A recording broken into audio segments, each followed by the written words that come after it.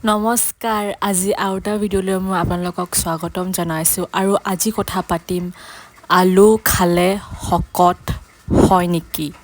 সেইটো ডিপেণ্ড কৰে বেলেগ বেলেগ ফেক্টৰছত আপুনি কেনেকৈ বনাইছে কিমান খাইছে এতিয়া আপোনালোকে যদি বহুত তেলত বনাই ফ্ৰাই কৰি যেনেকৈ ফ্ৰেঞ্চ ফ্ৰাইজ তেতিয়া বহুত কেলৰিজ বেছি হৈ যায় আৰু ৱেইট গেইন হোৱা চান্সেছ থাকে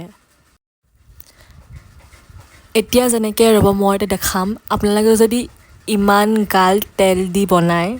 আলু চব্জি তেতিয়া আপোনালোকৰ কেলৰিজ বহুত বেছি বাঢ়ি যায় আৰু সেইটো কাৰণে ৱেইট গেইন হোৱা চান্সেছ থাকে একেবাৰে কম তেলত বনায়ো বহুত ভাল টেষ্টি বনে সেইটো কাৰণে অলপমান কম তেলত বনাব